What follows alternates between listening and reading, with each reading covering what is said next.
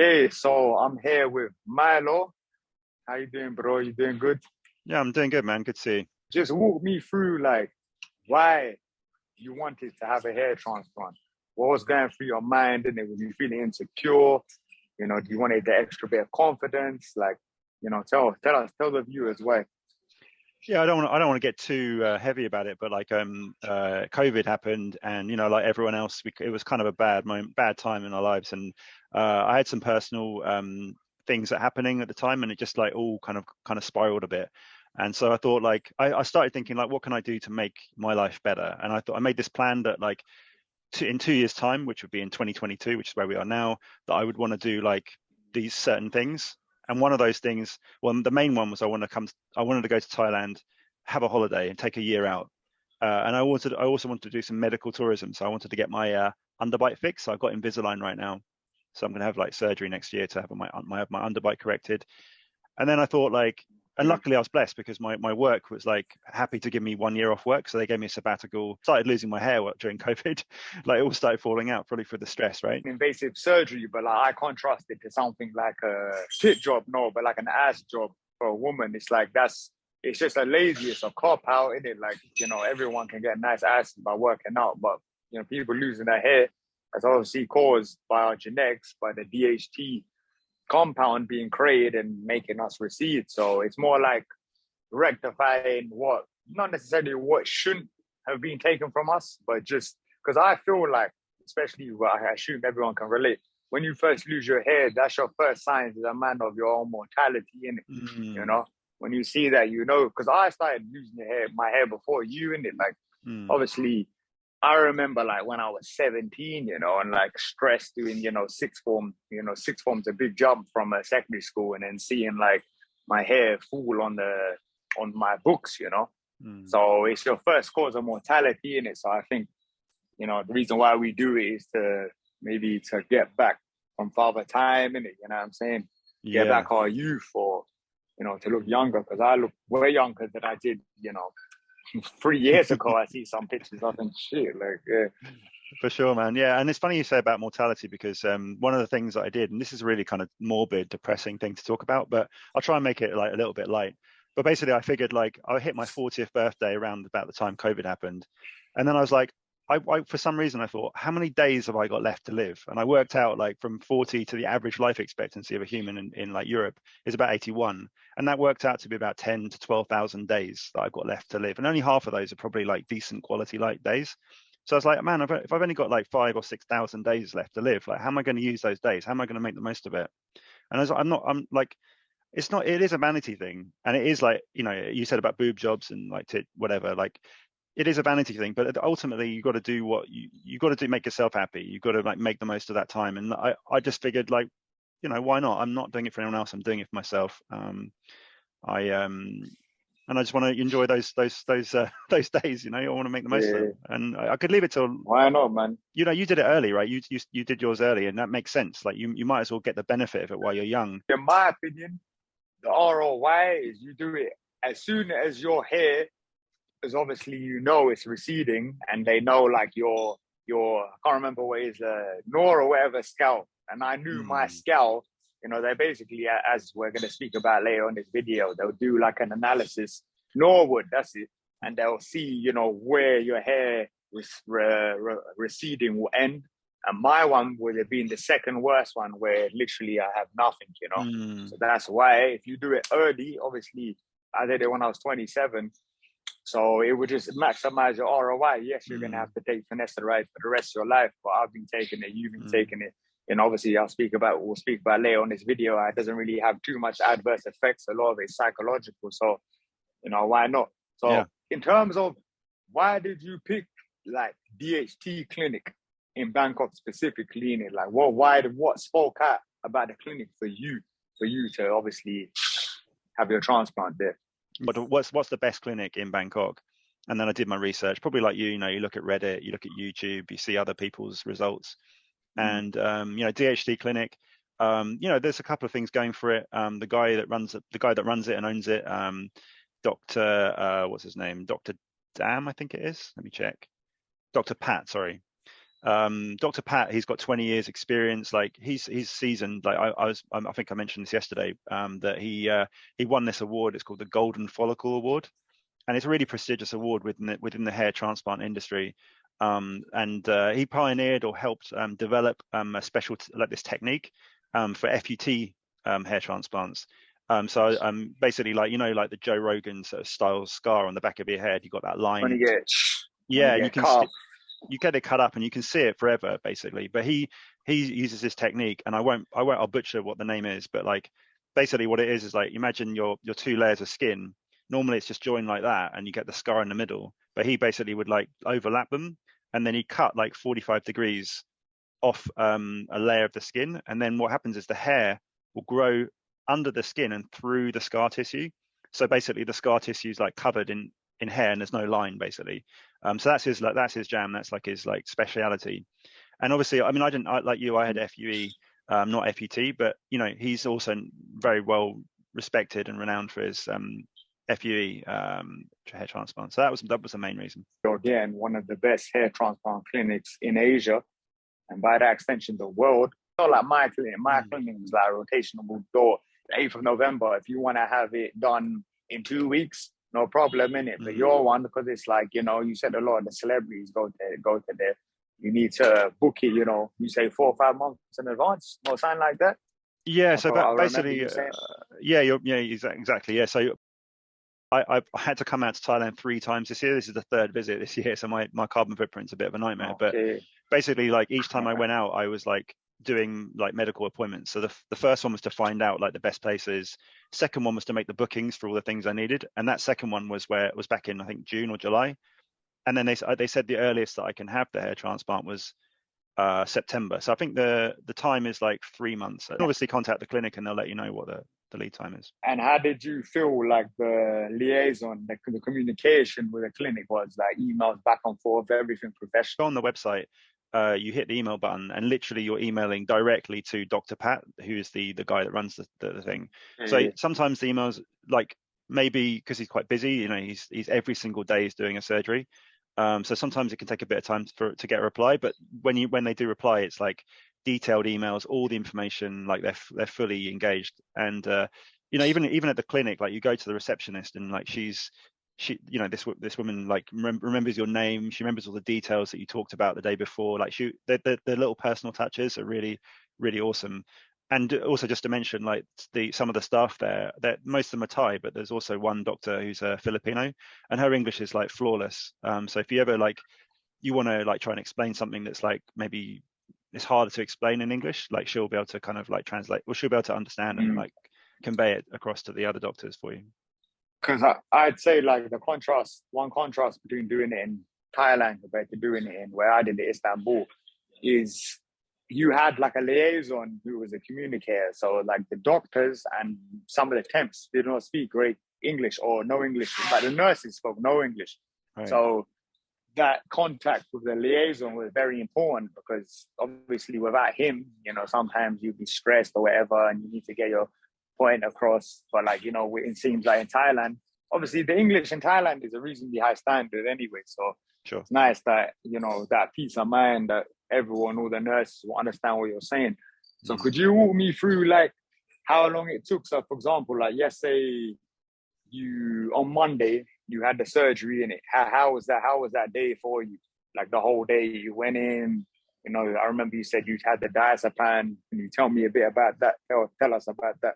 The night before, so they asked me to come in the night before to like shave my head. So they took my back of my head down to a 1 or a 0 and also the sides. So that's like for the harvesting area, just to get that ready, save some time on the day of the surgery, and also to design the hairline. So they put that thing on your head, a metal thing with the laser, and then they kind of design the hairline, and then they mark it out with a marker, and then they tell you like, leave that on overnight, try not to wash it off because we'll keep it for tomorrow. And obviously you do need to wash your head before you have surgery the morning before. So I unfortunately, when I did it, I kind of washed a bit of it off. But when I went in the morning at 9 o'clock on the day of the surgery, they redid the line, and they spent time on it. Like they I think I had it designed 3 times altogether. And like how long would it take?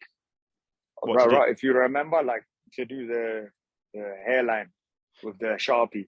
Yeah, so I mean, like I said, like the first time I went there in July, they did a design, and the second time was the night before the surgery. They did a design, and then the third time they redid it, and that was about an hour. So it was 9 o'clock. I came in 10 o'clock. I was like ready to go into the surgery, to actually start the surgery. And like I was showing them photos of like Okay. what I used to look like in my 20s. So they were kind of like trying to get it like looking like how it used to look, not like different, different, not like bringing my hairline down to my eyebrows kind of thing. It was like they're trying to make it look natural. Yeah. Because my one, they always, if you have I asked for the box hairline. A Mm, box hairline is that perfect box hairline. But what they do is any good clinic, they're going to make you do that. And obviously, you see where the skin goes up. That's where the hairline will start. Because I always had a hairline that wasn't too deep. It has to look natural. Because mm, if they put the hairline there and then you did this, obviously your hair would move and you look stupid in it. Like every time you did that, the hairline would move. So they've got mm. to match it with the top of the muscles of your forehead. Yeah, My hairline before was hair in it, so obviously, they just had, as you said, to make it natural, to make it look like you wasn't receding, to make it look like the hair you would have based on your age in it. exactly. Yeah, exactly. And I always had a widow's peak. I never had a box hairline. I always had like, it always looked like it was receding slightly, even from when I was like, in my teens. Yeah, So it would look same for weird if me I'd in had it, like a straight line. It wouldn't have looked natural. unnatural in it. Yeah. Yeah. And then after that, you got measured, and then you got measured, and then you had the operation the same day, or like Yeah. later on in that day. Yeah. So nine Okay. nine o'clock to And 10 o'clock is the design, and then 10 o'clock they start the extraction. my one was in the evening, and it's obviously because I had a lot of issues with my payment because Chase UK Bank is trash and it was not doing the payment. So I had my surgery. Like I recommend anyone listening to this, have your surgery in the morning Mm, because it's a long surgery. When you're done at night, you're tired. mm, Have it done have it done as early as possible if you can. So mm, then, because you had a lot less pain than I did. So walk us through what they did before. Obviously you got dosed on a lot of diazepam. What was the process like as you was led up to the surgery, and explain mm. how the surgery was for you in it? Like, what did they do? How did they prepare you for it? Yeah, I mean, I didn't actually know that they gave me a load of Valium. Like, they just gave me like a bunch of tablets in the morning at 9 o'clock and said, take these. And by the time they kicked in about 10 o'clock, I was ready to go for the surgery. And definitely they must have given me quite a lot because, with an hour into the surgery, I was like asleep. I was like, I'd fallen asleep. And it was like I said in the comments, this is how we made contact with each other. I said that the pain level was kind of like 3 or 4 out of 10. It was really not, it wasn't that bad. But it's probably because I was sleeping, and also like they got like nice little touches. And I forgot to mention this, but I don't know who it was because they gave you an eye mask. I wasn't watching TV or anything. It was an eye mask, and like I was completely like it was like blacked out. But someone or I think it might have even been two nurses were giving me like a foot massage, like all the way through the extraction and That's through the Thailand and style, it bro. was That's awesome. Thailand style. Yeah, it wasn't like one of those hard ones where they That's stick nice. they weren't sticking a bamboo in my like foot or anything. It was like a nice gentle like sort of almost like Swedish style That's massage. nice, It's man. awesome. Because Yeah. that probably would take the pain receptors. Obviously, if it did hurt, like my one, that would probably confuse your brain in it, and Mm, obviously feel the sensations of your feet instead of obviously, as you said, the reason we're in contact is my pain levels was they dosed me, I think, with 5 mg of diazepam, which isn't a lot. You seem like you got at least 20, at least. And like, when they stapled my head, it was at least a 7 out of 10 pain. Like I was mm, like, I got tolerance of pain in mm. martial arts, but still I was like grimacing. And both times it hurt. It was never comfortable for me. Never Really? enjoyable, Yeah. Never. Yeah. Yeah. Never. Never. I never enjoyed it. And so obviously, for you, like for me, like I was prone like this, Mm, and then like I couldn't move, and then every half an hour, obviously because I did more grass than you, and then mm, every half an hour you move to the side, move to the mm, side, move to the side. And I can say when I was prone, because I was on my stomach, it was a horrible feeling, like mm, horrible, horrible. Only when I went on my back, and obviously from that point they've already extracted the hairs, it was mm, more manageable, but never comfortable. I would never mm. use that adjective. Never. Do Yeah, you know, yeah. it's funny because like I think it's because I watched lots of videos like you probably did, where everyone's talking about the pain levels and like you get a lot of swelling afterwards and it's very uncomfortable. So my expectation was it was going to be really bad. But when I got in there, like, the first 4 or 5 local anesthetics, they pinched a bit, but after that, there was no pain at all.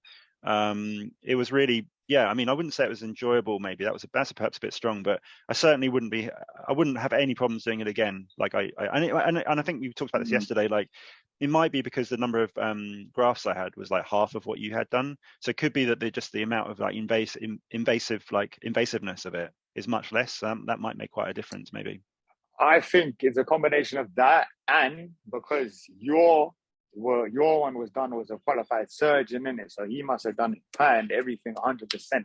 My one, I think the woman who did it, like, it was obviously split. The woman who did it was good, but then temps did me afterwards, and obviously they did a very good job because all they had to do is fill in their hairs. But I think your one, because it's more like a surgical practitioner, not only was it less grafts, it was they could do more with the grafts, and they were more professional in terms of like the clinical aspect towards it. Not like my one professional, but your one was probably that extra level of professional, which is why you didn't suffer as much pain as me. Because how many grafts did you have? Like 2.5 or something like that? Yeah, about half of what you had. I mean, and that's right. So like, you can choose when you go there, like, which doctor you have, and there's another doctor there that's perhaps a bit more junior, and you pay less money for that. But I thought, as I'm already paying this money, I might as well get like the best. It's There's not no something I point wanted in to it. mess around with. But like, yeah, you're right. Dr. Pat, no, I think in other clinics sometimes they'll have like, the doctor will design the hairline, but then all the nurses will do everything else. But at this clinic, the DHT clinic, Dr. Pat, he doesn't do the extractions. That the techs and the nurses take your hair out. But the afternoon when they're doing the implants, that's the Dr. Pat's doing that, and he's talking about. I sent you a picture like where he talks about like cowlicks and like the flow of the hair and the direction. Like, he's really like thinking about like how to lay it down on the sides. I've had a bit of temporal peak done, so he's saying you've got to get that really flat to make it look natural. Make sure they're one hair grafts and stuff. I mean, that's pretty obvious, right? But you get that feeling of like it's a much you feel safe. You're safe in his hands, kind of thing, which is nice. But then I He's paid a like lot a more nerd. money. Yeah. So, but I you mean, get what you pay no, for, maybe, and the thing is, the results speak for themselves. Like, when I look at your hairline, it's good density, it looks natural, and so maybe I pay too much. Maybe maybe I didn't. We'll see. as you don't know it. Like, the only way we're gonna know is retrospectively in it. Yeah. So afterwards, how many hours would you say the operation took? Like, from when they started the extraction to when you were finished for the day? Because obviously you have that break in between, and you have some food. And I imagine the food would be better than the food I had in Turkey. How long was it in the DHT clinic? Yeah, it's hard to say because I slept probably half of the morning and half of the afternoon. But I started at 10, and then I went through to probably 12 or 1, I guess, for doing the extraction. And then that Something was, like that. I'm guessing. And then I slept some of that, and then they woke me up, and then they said have some lunch. I had lunch from maybe 1 to 2, and then back from at 2 o'clock. I went through till about 6 o'clock. So it was about 4 hours of them doing the So it's 2 o'clock to 6. about that. Yeah, I think it was done by So 6. Yeah. so like 5 to 6 hours ish in total for Yeah. everything, notwithstanding similar to, I think that's how long it takes, similar to for me. But and then the day after, when did you pay actually? You paid just before? Did you pay just before the operation? For me, I paid just before. Did you pay like in installments? Like, how did? When I came in June or July to do the consultation, I put down a deposit of 10%. And by I can't remember how much the deposit was, but by paying that deposit, it reduced the price down. So originally it was higher than that price I paid. But because I put the deposit down, it helped bring the price down. Then on the day of the surgery, I had to pay the rest. And I've got a Thai bank account, so I was able to just Okay, pay it's that way. easy, innit? But if you pay like But using, yeah, go on. do you know if they put that 3% subcharge, or like you can pay via Wise, for example? Because obviously Wise is accepted in Thailand, and can you pay via Wise if you just? Yeah, so if you pay like using a credit card, you pay 3% more. If you pay using a bank transfer, you pay the asking price. And if you pay using cash, if you bring cash in, then you get 3% reduction. So there are ways to get reductions. You can get 10% off. I think if you pay a deposit down, you get another 3% off if you bring in cash, like £5,000. So yeah, they pretty. Thailand's always in. They Yeah, love yeah. Kush. How would you describe your sleeping for the first day? Because obviously you can see in my YouTube videos, I Mm. bled profusely. You know, all over blood went inside the mattress. I had to pay my Airbnb owner $50 to clean them for deep cleaning. Because, you know, I have to recommend to anyone, especially if you do it down in Turkey and you take a lot of grafts, you have to put towels where you're sleeping because the blood will seep. Like you can see the picture in it. So you Mm. slept, you didn't bleed at all, right? Because Yeah, that's what I'm saying. Like they bandage you professionally in it. I didn't get bandaged professionally, I don't think. yeah. I mean, I looked when I because I was looking at your videos around the time when I was like getting into this. So part of my research was actually finding your videos, which is so I was looking at your video where you came out and you got like blood dripping down your neck, and I was like, man, what am I getting myself into? This looks pretty gruesome. And that bloodbath that you got going on at the Airbnb, like that looked pretty grim. But yeah, for me, like I don't know if it was if they bandaged me properly, but I didn't get any seepage. There was no blood down my neck, and there was no blood on my pillow. What I did have was a stain of like it looked like yellow kind of iodine, like I think it was the antiseptic or the whatever the yellow stuff is they put on your head to kind of keep it clean. That seeped through the bandage onto my pillow, but that was no big deal. But I mean, I was thinking about this. Maybe it's because, again, like the amount of trauma that I had to my head was half as much as you had. So, you know, maybe if I'd had 5,000 odd grafts, maybe I'd have like a lot more blood. I don't know. It's a combination of I think you had a fair clinical procedure and obviously half the grafts. Mm. Both of it combined, and I think they bandaged you pretty well. And how Mm. was the cleanup? You went the day after the cleanup process, and does DHT do they do any like I can assume I got to talk to them myself like package deals, do you know, like where they do the hotel for you, everything they sort you out. They must do it. Obviously, Yeah. you didn't use that feature, did you? Yeah, I mean, I'm living in Bangkok right now, so I've got a condo. But yeah, I imagine. That's I what I'm mean, saying. Yeah. Thailand's the place of service, the service culture. So if you ask someone, you know, who has a business, can you arrange these things for me? Probably they'll be able to. If they can't, they'll like point in the right direction. I imagine there is some kind of package. Maybe you'd have to find out. Okay. But yeah, I Yeah. mean, they gave me so the next day after the surgery was actually a bank holiday, so I had to come in 2 days after the surgery to have my sort of first shower and like clean up and taking the bandages off. Um, and yeah, it was good. I mean, it was no problem. The shower was like a little bit, it feels raw on your head when you're having water hit your head. It feels kind of, it's not great, but it wasn't as bad as perhaps I think in one of your videos you were talking about like when it rains It in the UK, hurt. it hurts. Yeah, it wasn't that bad. No, like the wash, bro, the wash hurt a lot. Like not as much as the up, but like you're like in a room with three different foreigners, yeah, getting the wash done, and then with the I don't know if you had it like you had the free like you know that it's like a red light, you know that light. I don't know if you had it Yeah. with your package. I had it where they blast the light for 5 minutes, but Mm. she was like cleaning it profusely on that scalp, but Oh. painful. Not at least a 5 out of 10.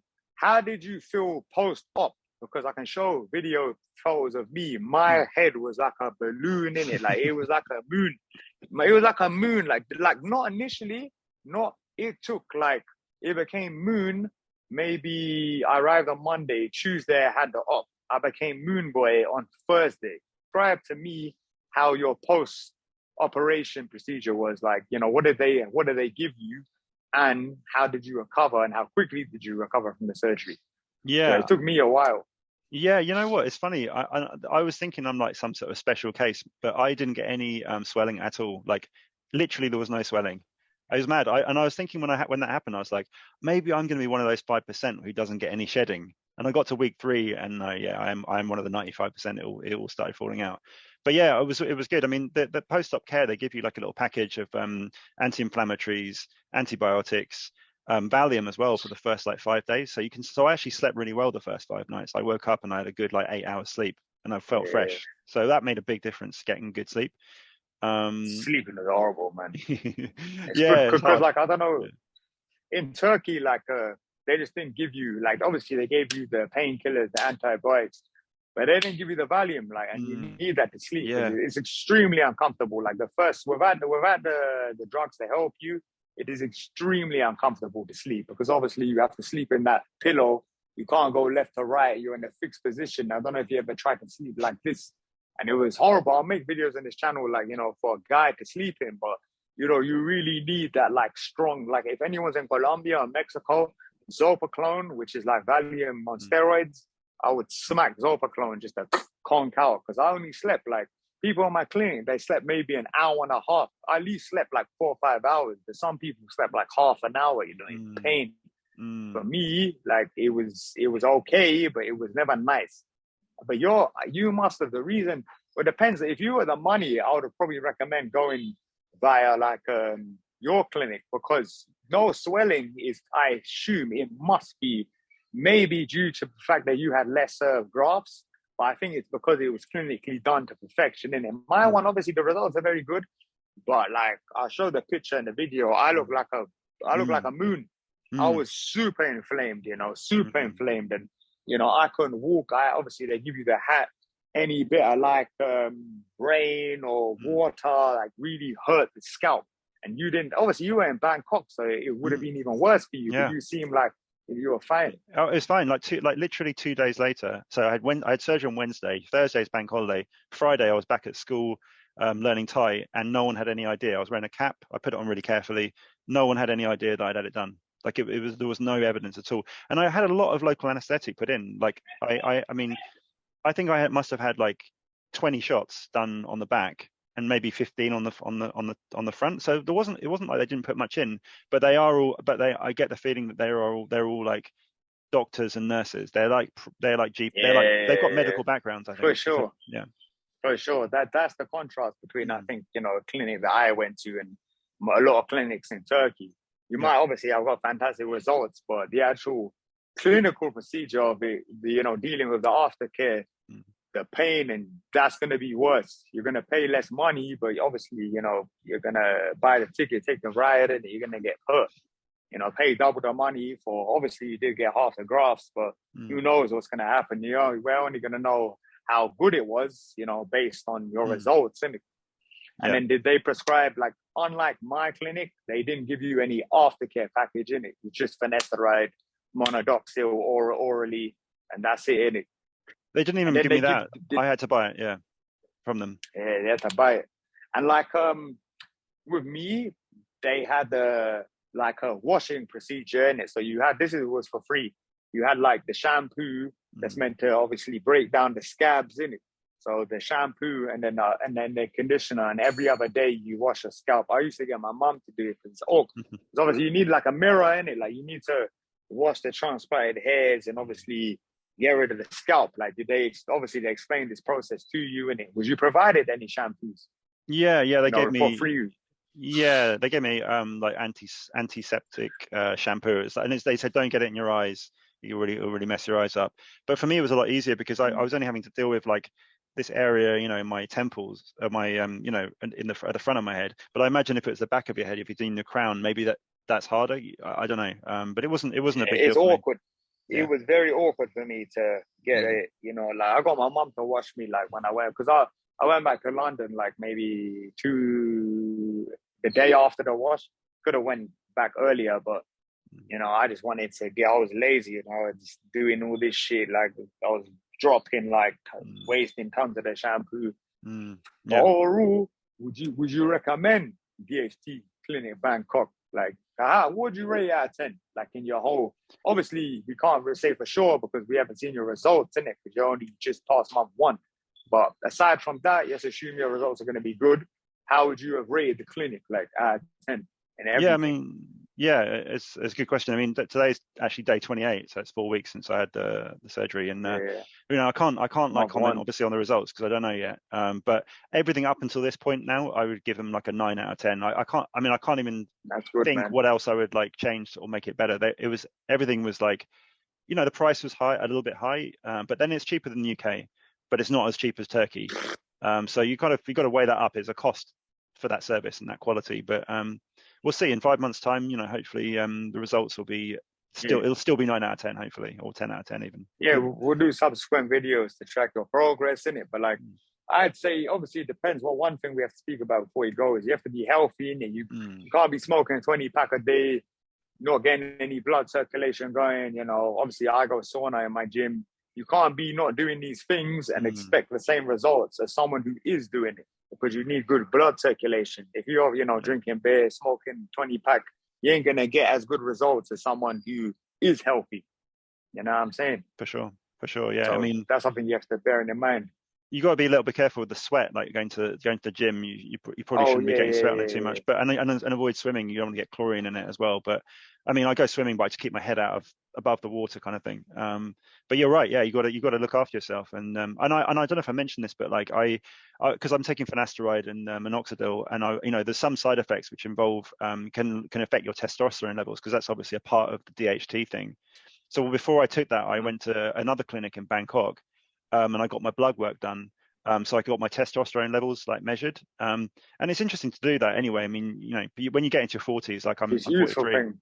Yeah, just to find out what your T levels are. And so I'm in a few months' time, after taking this minoxidil and finasteride, I'll get my blood work done and see if it's had an effect. And I might adjust the dosage. You were mentioning, I think, about like maybe taking it every other day. So I might Yeah. see how that works. One thing that I'll say to everyone listening here, obviously, I think the side effects of finasteride are greatly exaggerated if you dose it correctly. So I can't remember the YouTube channel. I'll link it down in the description. Like, basically, it's two physicians, hair physicians from Australia, and one guy was saying that basically the most optimal way to take finasteride, because it has a long half-life, is 1 mg pill every other day. So Monday you take one, Wednesday you take one, Friday you take one, and that is going to give you optimal benefit without any of the detriments. Monodoxil, I don't know. Personally, I would recommend, I know you have oral, I recommend the spray. The spray is like, it was good quality that they gave me. Like, it's run out, and I actually had a hair serum as well. And obviously, you can see my beard before, I didn't have these lines in it, because you use it for your beard as well. So these lines before, I just had a goatee, and I've been doing it for however months. And obviously the combination of the monodoxil. The thing is, whether or not, like, obviously you didn't get offered the aftercare, I do think it was a bit of a scam, because I paid, $1,300. But, I do have good results, but we don't know if I would have had these results irrespective of the drugs. Yeah. Not finasteride though.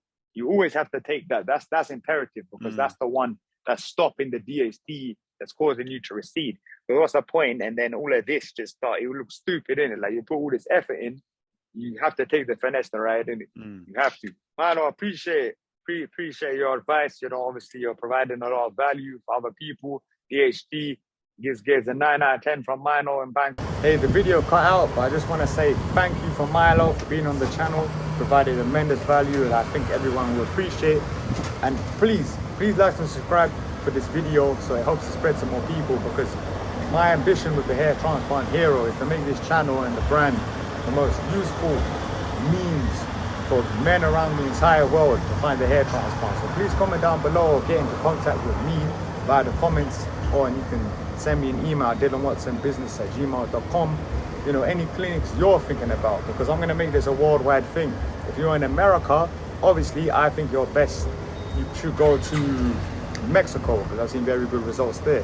If you're in Europe, obviously Turkey. If you're in Asia, as this video showed, Bangkok, DHT seems like your best option. So please comment down below any clinics you want me to do any outreach. We can work together. We can provide value.